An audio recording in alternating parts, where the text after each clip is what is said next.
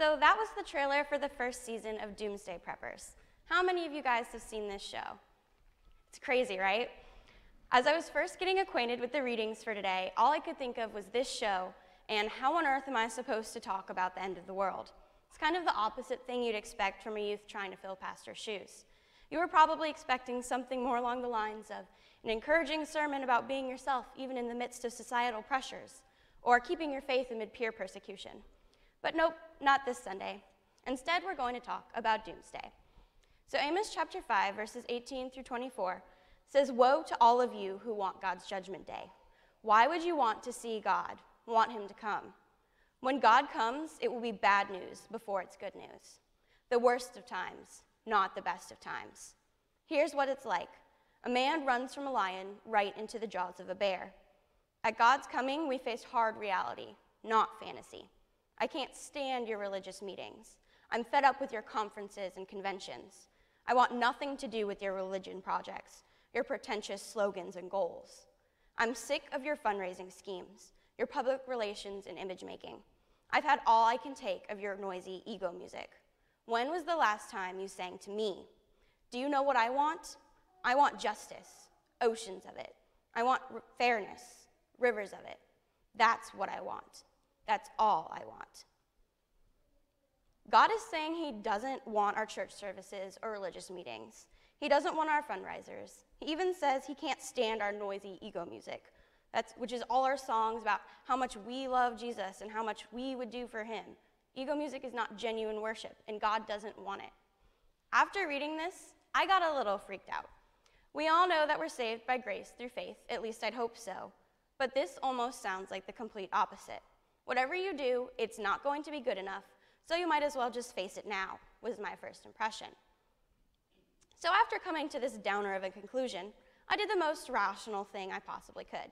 I went on the internet and found a survey to figure out how prepared my family was for the end. I found this on National Geographic's website thinking that I wouldn't actually use it and it'd only be a small distraction and I wouldn't end up wasting too much time, but this ended up taking me over an hour. So the first part is simple. It didn't take too long. How many gallons of water do we have stored up? Because there was a hurricane, we have about 25 gallons left over in our garage. The next part, again, wasn't too hard. It took very little time. We live in Florida, so obviously we have a really hot climate. This next part was the part that was the most time-consuming. For those of you who don't know who my dad is, he's Mike Clark, and I'm guessing some of you might know him pretty well, but haven't met me yet. But if for some reason you don't know, he's kind of known for smoking really, really good food. So of course, as his child, I'm a lot more exposed to his hobby than you are. So if you can see on the survey, it asks how much food do you have stored up. So just for kicks, I took an inventory of our freezer, and this is what took up most of my hour. I entered in a pound of grain, 11 servings of vegetables, and 250 pounds of meat.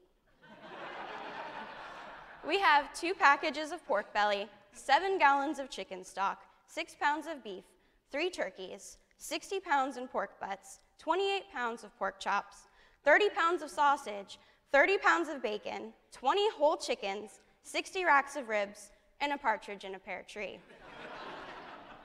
My dad estimated that we probably have at least 500 pounds of meat in our freezer, but the survey would only let me enter 250. In addition to that, we have 2 loaves of bread and 2 bags of vegetables. So there were a lot more questions to this survey about things like bunkers and bug-out locations, all of which my family doesn't have. So here were our results. Even with over 500 pounds of meat, my family was only estimated to last 2 to 4 weeks with a score of 26.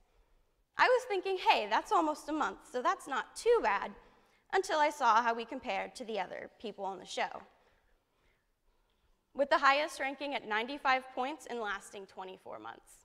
We wouldn't even have a chance.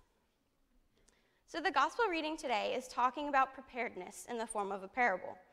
Kind of like the doomsday preppers store food and water and build crazy bunkers and plan bug-out routes and store weapons. So should we all be preparing and storing? The answer is no. The 5 overachievers that brought extra oil got into the wedding party, which is heaven, with the bridegroom, who's Jesus. Instead of storing things like food and water, we need to figure out how we get the extra oil. Let's think about it this way. In this story, the lamp is you. The bare minimum of oil you've brought are the works you've done. So the good things you've done because you're a Christian. The extra oil is the why you're doing those things and the continuation of them. So the girls who ran out of oil, we can say, were not genuine. To someone on the outside looking in, these girls would be the people that were spotless. They did the right things. They went to church, they worked in the community, they tithed, but all they're actually doing is going through the motions. They aren't doing it for the right reasons. The girls with the extra oil may or may not look outwardly like the ones who ran out. Their works may not be as evident, but their hearts are in the right place. They are doing the right things for the right reasons. The reading from Amos and the parable are surprisingly talking about the same thing. In Amos, we're being told God wants nothing to do with our good stuff, like our religious meetings and fundraisers, and our worship through song, also known as ego music. The reason he doesn't want it is because in the context they're being mentioned, they aren't genuine. The meetings and fundraisers and music aren't glorifying to God or praising to him. In the parable, the 5 silly women who didn't have enough oil represent those self-centered works. Instead of trying to store up spiritual goodness or works because we can't, we should instead be focused on growing our own faith and being genuine in our own actions.